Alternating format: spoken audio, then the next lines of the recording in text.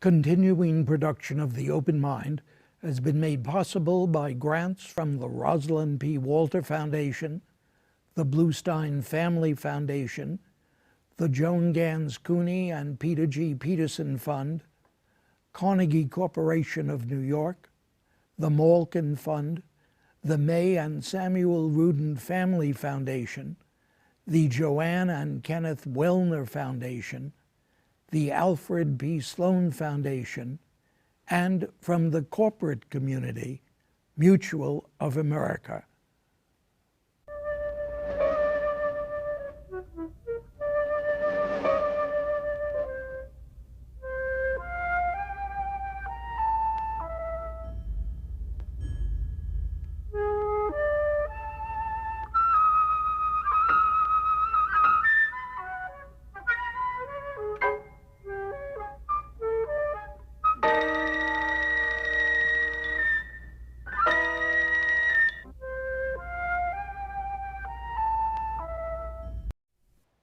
I'm Richard Heffner, your host on The Open Mind, and today I would like so much to reprise, at least in tone and intellectual conviction, a well-remembered conversation I had at this table a little over a quarter century ago.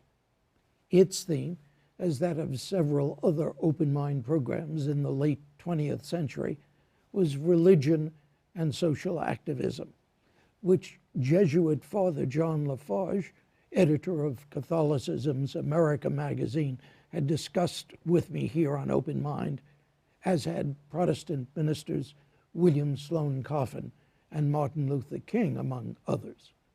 But on November 22nd, 1987, my guest was the late Marshall Meyer, the distinguished rabbi who then presided over New York's ancient Ashkenazic synagogue, Congregation B'nai Jeshurun, where I should note my wife then worshipped and does today, and where today spiritual leadership is shared by my guest, Rabbi J. Rolando Matalon, brought there to the pulpit by his great teacher, mentor, and friend, Marshall Meyer. Now, some thought Marshall Meyer too radical, perhaps preoccupied to distraction with concern for the poor, the dispossessed, the others of the world around us. And I asked him quite directly, those many years ago, whether his constant commingling of social activism and religion might not be a divisive factor. First, he asked, in my life or the life of my congregation or the people I serve? I said, in the life of congregations the world over. And his reply was quite compelling. What he said was, I can see where those individuals who consider the church, or the synagogue in my case, the synagogue, to be what they require of a valium. They would like to come on Friday night or a Saturday morning and hear a very, very anodyne, mellifluous saccharine service of the same nature, the same taste. I don't believe that's what a service is about. I believe, said the rabbi, that there are moments of jubilee, jubilation, elation. There are moments of celebration. There are moments of meditation. But the basic thrust of the service must be to find in one's own life the presence of God and to translate that presence into action. And I think I stand on very solid grounds on that. Because if we had to make this division between politics and religion, then we would have, to quote the words of the magnificent Abraham Joshua Heschel, who is probably the greatest thinker of 20th century Judaism, we'd have to take out of the Bible the biggest politician of all, and that's God, who would then have no place in the Bible, because he is constantly interested in the poor, in the freedom of men and women, in the widow, in the defenseless, in freeing the oppressed. After all, concluded Marshall Meyer, we Jews were slaves under Pharaoh in the land of Egypt. We Jews come from slaves. This is the thrust of prophetic Judaism. It can be divisive. And if it is, it should be. Now, I'd like to ask my guest, Rabbi Matalon, to what extent he would agree with our late friend. Our late friend was also my beloved teacher, and he spoke very eloquently. I learned from him.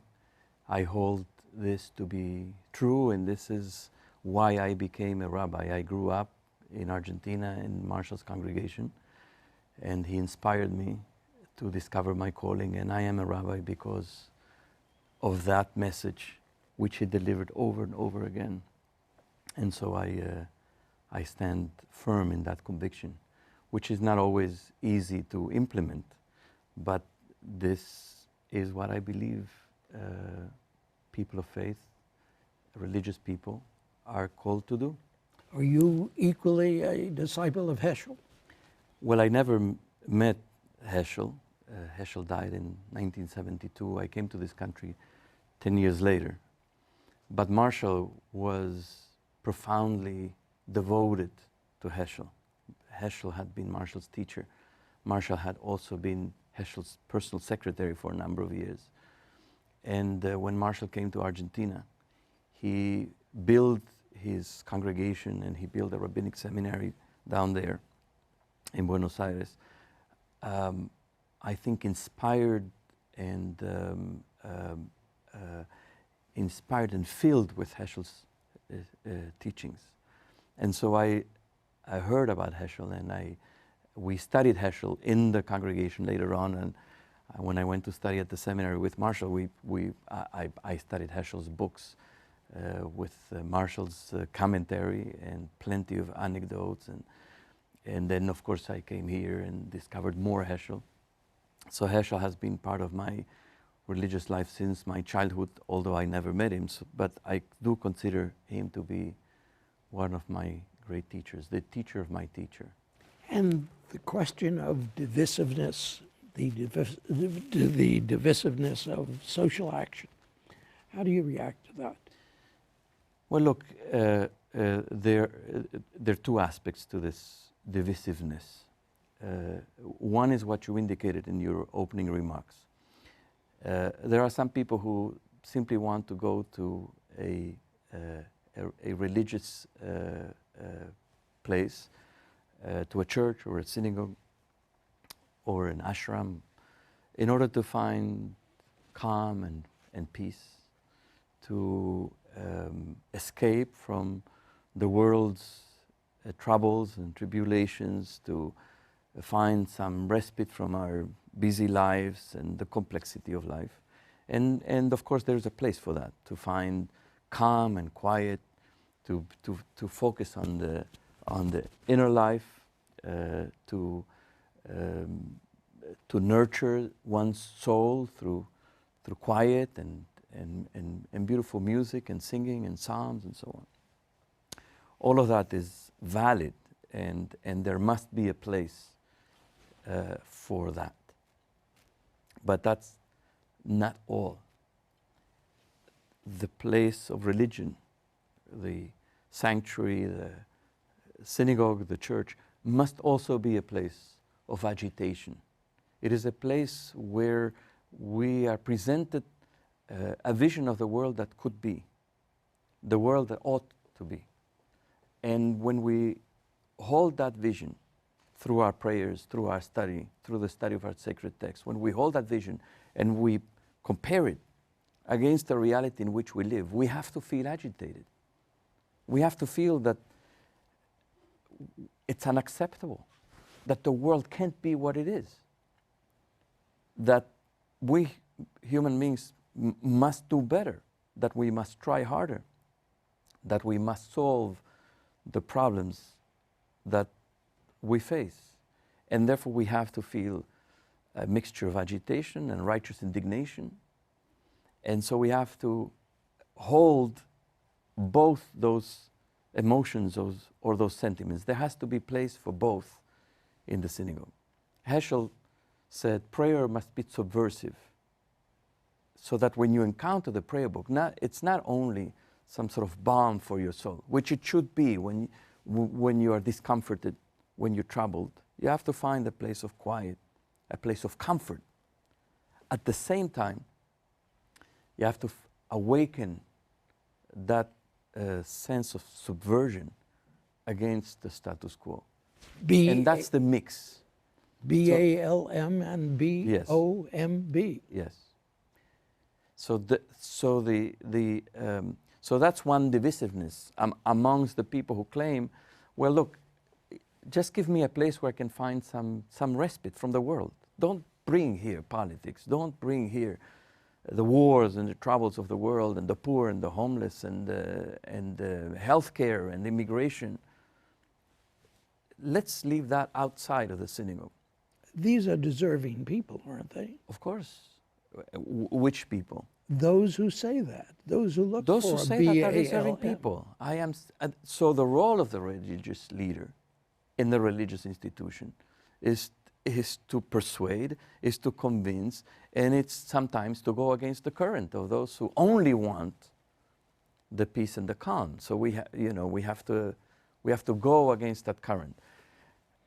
Then there's another type of divisiveness, and the other type of divisiveness is my point of view or your point of view. Now I have the privilege of the pulpit. I teach and declare my own understanding of our sacred writings. As a rabbi, I have studied and I continue to study the sacred texts of the Jewish tradition. I am acquainted with the texts of other traditions as well, not as well and not as deeply as my own.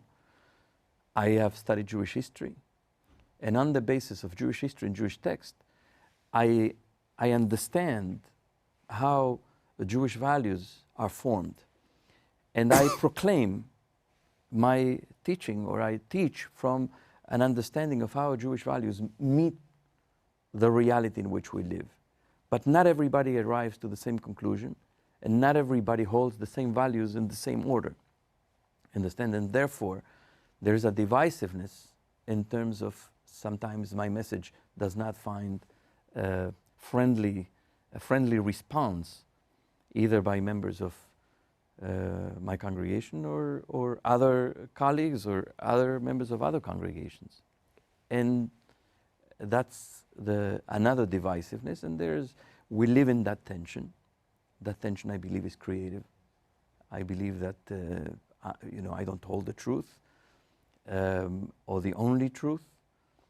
I maybe have a piece of the truth, an understanding, a point of view, a perspective. I try to unlock that from within the text and from within my understanding of Jewish history and the reality in which we live. But other people reach other conclusions, and I think in the give and take, we are all elevated, and perhaps we move to a higher place to closer to a higher truth. Rolly, you talk about reading the text. How fair is it to say that you and others must read into it rather than read from it? It's a very good question. How much do we do exegesis? How much do we read from the text and derive a message that the text holds for us, and how much we're reading into it? It's something that we must ask ourselves all the time. Am I reading my own point of view into the text? So here's some sort of an answer. I believe that we all read the text selectively. I believe that we do exegesis, but I think that we all read the text selectively. In other words, we emphasize those pieces that we feel are useful for the message we want to deliver. We might be doing exegesis, we might be explicating the text and releasing its meaning, sometimes yet another layer of meaning that we hadn't seen there before. But I believe that and I think it's legitimate. I'm not studying the text I'm not studying the text when I talk to my congregation. I'm not doing it as a scholar. No. I am not doing it as a professor. I'm not doing it as an academic. I'm doing it as a rabbi, as a preacher. I am there to bring a message to my congregation, so I can be selective with the text. I can choose which piece of the text to open up in order to release the message I am seeking. I hope I do not impose my own ideas on the text, but rather let the text guide me. But I choose the sections that I feel might, if not give me the answers, at least give me the questions that will then put me in the direction I want to go. Just to ask the questions. Now, perhaps an unfair question.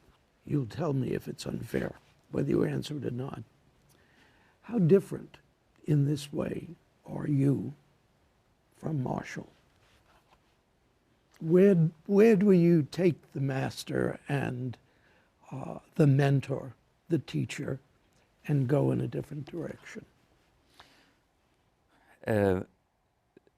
As I said in the beginning, Marshall is my beloved and revered teacher.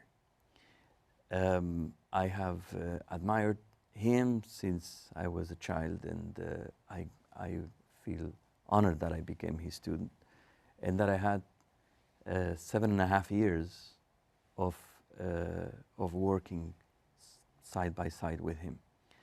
I internalized a lot of his message and his teaching. It is part of me. But I have a little bit of a different voice. Marshall was very blunt. Marshall was, at the end of his life in particular, he was very radical in the positive sense of the word. He was came on very strong. I think my voice is a little softer. I think that sometimes I can deliver a message very strongly and very bluntly, but my style is different. I think I am also more careful lately of bringing other voices and other opinions, just as I bring mine.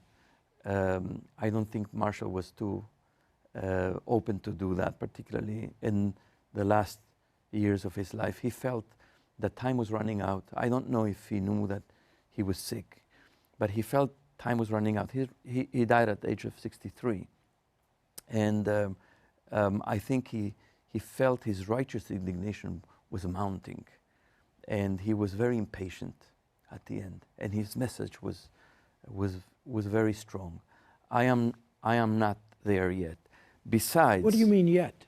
Well, I don't know what will be. If I'm granted many more years, I don't know how I will be when I'm in my 60s or in my 70s. I may get to the point where I feel more desperate about the nature of the world and the problems and of trying to get a message across. I don't know.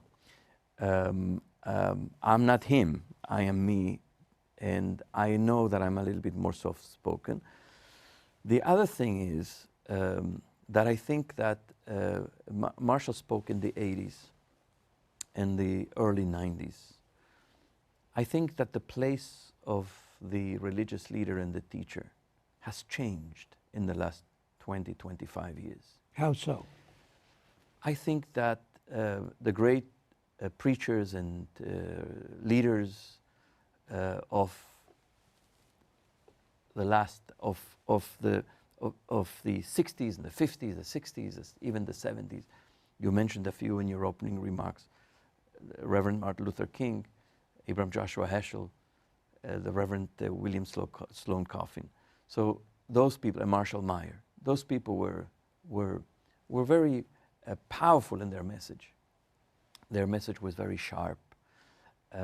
I think they had also a stand, a platform that religious leaders no longer have. I think that religion has become devalued for all sorts of reasons. After, I think, the 60s and the 70s, religion has become devalued. maybe it has to do something with the religious right, but I think it has to do with many other factors.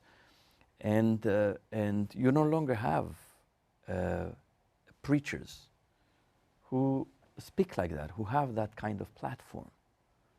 And therefore, and today I think also people are expecting from their leaders, whether it be religious leaders, political leaders, they're expecting to engage in conversation and dialogue. Rather than be led. Rather than just be told. Told. I think people are expecting to engage in conversation, in a back and forth. And so today you see many religious leaders have blogs where people can deliver comments or have other type of an opportunity for people to engage with them. I think that's the new era. I think maybe it's maybe it's because of the internet and how communications are done today, social media. You see it in all these countries that are now where there's rebellions going on. And I'm not just talking about Egypt and Libya and so on. I'm talking about Turkey. I'm talking about Brazil. People want to engage. And so I think it is true also about religious leaders. People want to engage. And so the tone has to be different. Now, that being said, at the same time, many of us have a conviction. And the way we, as I said, the way we read our sources and the way we read reality pushes us, to deliver a message that sometimes needs to be loud and needs to be strong and needs to be sharp. And if people disagree, they disagree. But we have to create the context or the ability for people to engage and to speak up, and for us to have that kind of a give and take. What do you see in your congregation these days in terms of willingness to deal with fundamental questions? If religion is playing a lesser and lesser role, what do you see in your congregants? Well, our congregation has grown from Marshall's days. It has grown to a congregation of almost 4,000 people. So you must be doing something right. And hopefully. But at the same time, our congregation has become less homogeneous ideologically. Our congregation is large and diverse. And not everybody agrees with what my colleagues and I hold in terms of our views on all sorts of issues. We have all sorts of people with all sorts of ideas, wonderful people, caring people, and we agree on many things, and there's disagreement about other things. And so we are working very hard on finding a mechanism whereby we as religious leaders can express our views carefully, with a lot of well-founded views, carefully and respectfully, and strongly and clearly. And at the same time, as I was saying before, to find the framework where people can come and say, I don't agree with you. Show me why did you reach that conclusion. Show me why do you hold that view or that idea. And where people can openly disagree. It is fine to disagree. So we are the leaders, we are the rabbis of this congregation, and we have both the honor or the privilege and the responsibility to express ourselves clearly. And at the same time, we have the responsibility to listen and to learn from others as well. What do you find in the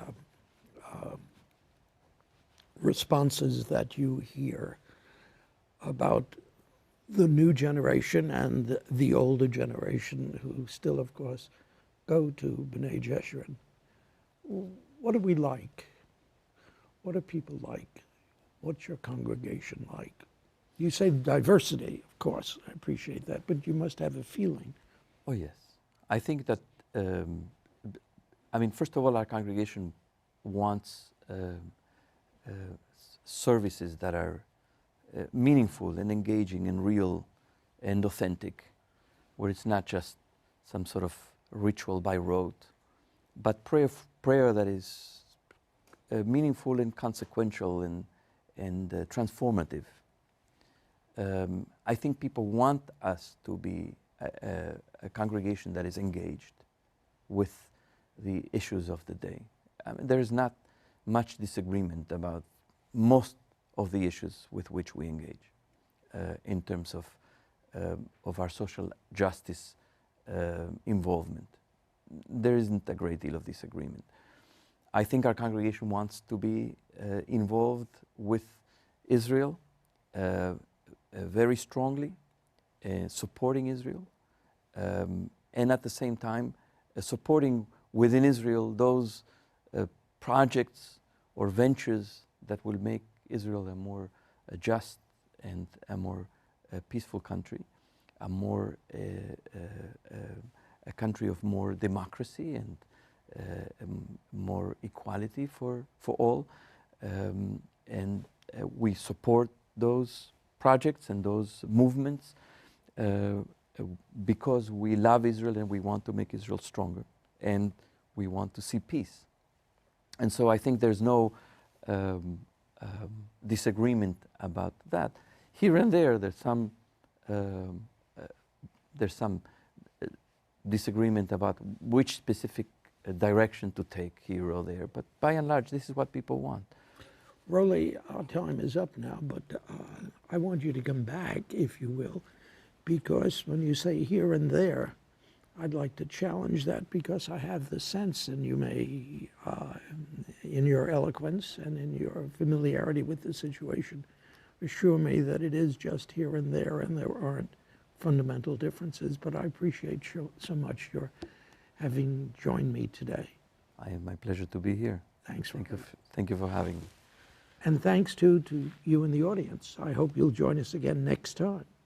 Meanwhile, as another old friend used to say, good night and good luck. And do visit the Open Mind website at 13.org/openmind to reprise this program online right now, or to draw upon our archive of 1,500 or so other Open Mind and related programs. That's 13.org/openmind.